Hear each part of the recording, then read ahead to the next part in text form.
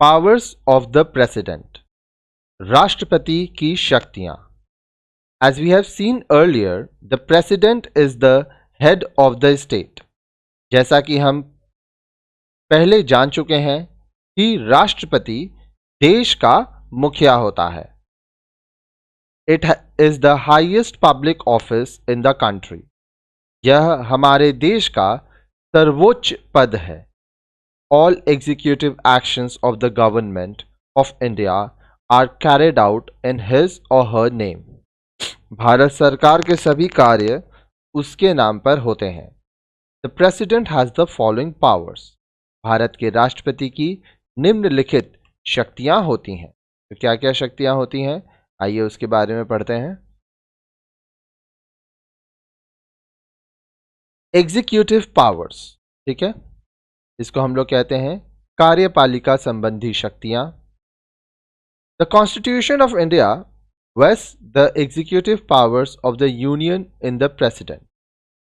भारत का संविधान संघ की कार्यपालिका संबंधी शक्तियां राष्ट्रपति को प्रदान करता है। He or she appoints the Prime Minister, who is the leader of the majority party or group of parties having majority in the lower house, the Lok Sabha. वह प्रधानमंत्री को नियुक्त करता है जो लोकसभा में बहुमत प्राप्त पार्टी का अथवा पार्टियों के ऐसे समूह का नेता होता है जिसे लोकसभा में बहुमत प्राप्त हो। He or she also appoints other members of the Council of Ministers on the recommendation of the Prime Minister. वह प्रधानमंत्री की सिफारिश पर मंत्रिपरिषद के अन्य सदस्यों को भी नियुक्त करता है। Since the President is the formal head of the administration, all executive actions of the Union must be expressed to be taken in the name of the President. अब देखिए, प्रशासन का औपचारिक मुखिया होने के कारण संघ के सभी कार्य राष्ट्रपति के नाम पर किए जाते हैं। The executive power of the President includes the power of appointment of governors in the states, the Attorney General of India, the Comptroller and the Auditor General of India, the Ambassador and High Commissioners, as well as the administrators of the Union Territory. राष्ट्रपति की कार्यपालिका संबंधी शक्तियां में राज्यों के राज्यपालों, महान्यायवादी,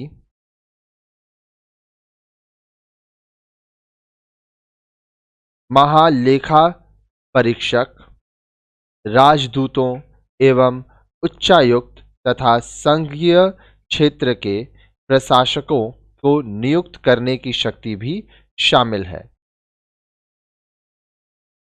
He or she also appoints the chairman and members of the Union Public Service Commission, as well as the Chief Justice and judges of the Supreme Court and the High Court. वह संघ लोक सेवा आयोग के अध्यक्ष तथा अन्य सदस्यों के साथ साथ सर्वोच्च न्यायालय तथा उच्च न्यायालयों के मुख्य न्यायाधीश एवं अन्य न्यायाधीशों की नियुक्ति भी करता है।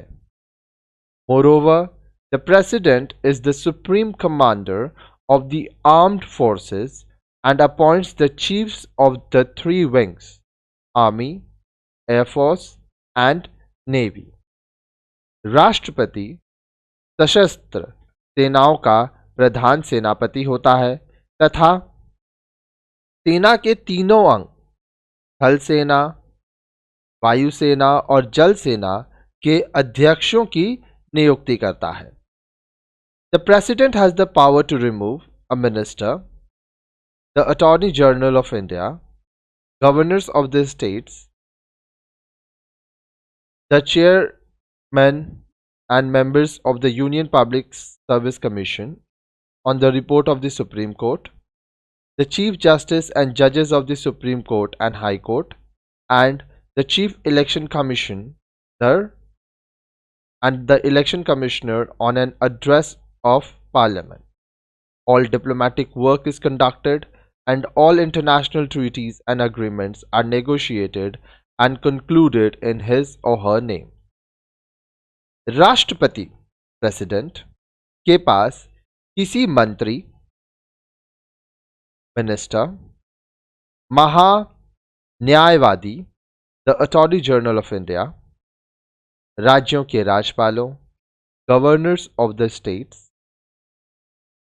संघ लोक सेवा आयोग के अध्यक्ष तथा सदस्यों, the chairman and members of the Union Public Service Commission, सर्वोच्च न्यायालय के मुख्य न्यायाधीश तथा अन्य न्यायाधीशों, द चीफ जस्टिस एंड जजेस of the Supreme Court and High Courts, मुख्य चुनाव आयुक्त तथा चुनाव आयुक्तों को the chief election commissioner and the election commissioners, इन सभी को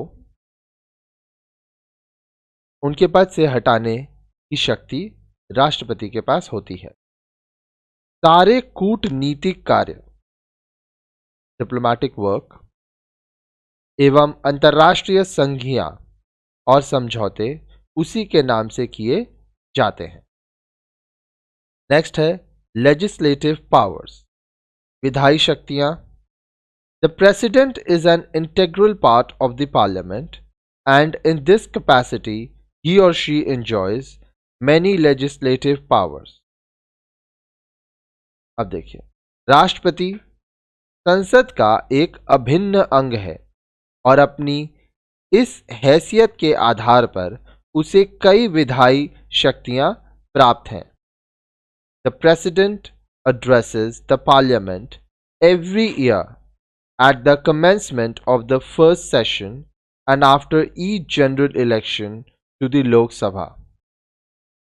राष्ट्रपति प्रतिवर्ष आहूत होने वाले संसद के प्रथम अधिवेशन तथा प्रत्येक चुनाव के बाद आहूत लोकसभा को संबोधित करता है।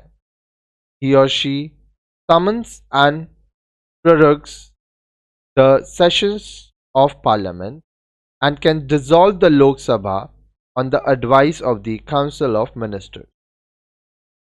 राष्ट्रपति प्रतिवर्ष आहूत होने वाले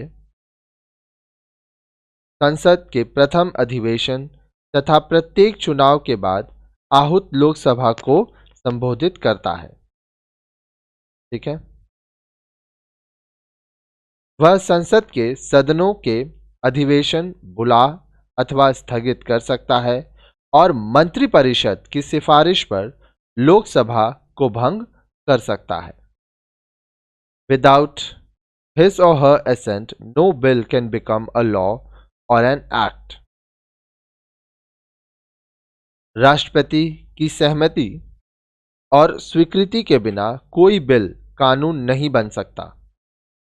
If the Lok Sabha and the Rajya Sabha fail to agree on the passage of any bill, the President can call a joint session to resolve the issue. यदि राज्यसभा और लोकसभा के बीच किसी बिल को पारित करने में सहमति नहीं बनती, तो वह मुद्दे का हल निकालने के लिए दोनों सदनों की संयुक्त बैठक बुला सकता है। Whenever Parliament is not in session, the President, on the request of the Prime Minister, can issue an ordinance which has the force of a law. जब संसद का अधिवेशन न चल रहा हो तो राष्ट्रपति प्रधानमंत्री की सलाह पर अध्यादेश जारी कर सकता है जिसे कानून की शक्ति प्राप्त होती है। नेक्स्ट है फाइनेंशियल पावर्स, वित्तीय शक्तियां। In addition to the above mentioned executive and legislative powers, the President enjoys certain financial powers. ऊपर दिए गए कार्यपालिका एवं विधायी शक्तियों के साथ राष्ट्रपति को कुछ वित्तीय शक्तियां भी प्राप्त हैं। No money bill can be introduced in the Lok Sabha without his or her prior recommendation. Lok Sabha में कोई भी धन विधेयक राष्ट्रपति की पूर्व अनुमति के बिना प्रस्तुत नहीं किया जा सकता। In other words, all the money bills are initiated in the Lok Sabha only with the assent of the President. दूसरे शब्दों में, लोकसभा में प्रस्तुत सभी धन विधेयकों को राष्ट्रपति की स्वीकृति और सहमति प्राप्त होती है। You must have heard about the budget. आपने बजट के बारे में अवश्य सुना होगा। It is a document which contains the details of annual income and expenditure of the Indian government.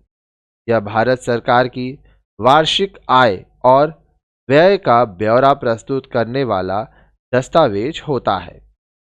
The President gives his consent for it to be laid before the Lok Sabha before the beginning of every financial year. राष्ट्रपति प्रत्येक वित्तीय वर्ष के प्रारंभ में इसको लोक सभा के सामने प्रस्तुत करने के लिए अपनी सहमति प्रदान करता है। आगे देख, क्या आप जानते हैं? What do the words summon, prorogue, dissolve and ordinance used while discussing legislative powers means? राष्ट्रपति की विधायी शक्तियों पर चर्चा करते समय प्रयुक्त शब्दों अधिवेशन बुलाना, समन स्थगित करना, प्ररोग भंग करना, डिसॉल्व तथा अध्यादेश ऑर्डिनेंस के क्या अर्थ हैं? आइए पढ़ते हैं एक एक करके। Summons the parliament. The president gives a formal notice to the members of parliament that the Lok Sabha or Rajya Sabha will begin its meeting on a particular date and continue to do so up to a particular date. राष्ट्रपति, अब देखिए, summons the parliament हुआ संसद का अधिवेशन बुलाना। राष्ट्रपति संसद के सदस्यों को एक औपचारिक सूचना भेजता है कि लोकसभा और राज्यसभा का अधिवेशन एक निश्चित तिथि को शुरू होकर एक निश्चित तिथि तक जारी रहेगी। Prorogues the parliament. The president issues a formal notice to the members of parliament that the Lok Sabha or the Rajya Sabha will discontinue its meeting on a particular date. अब देखिए, बोल रहा है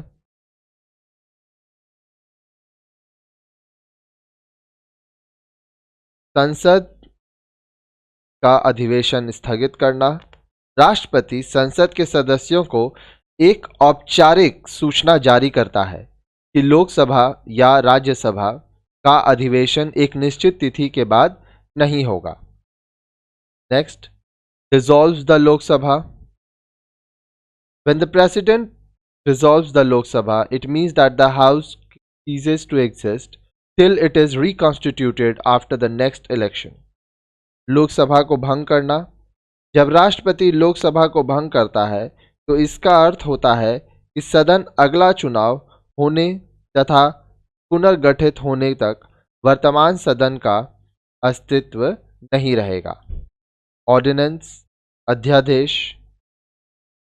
If there is immediate need of a law when the parliament is not in session, it is done through an ordinance which is issued by the President on the advice of the Council of Ministers headed by the Prime Minister. It has all the effectiveness of a law, but as soon as the Parliament comes into session, the ordinance has to be approved by it. In any case, if it is not approved by the Parliament within 6 weeks, the ordinance comes to an end.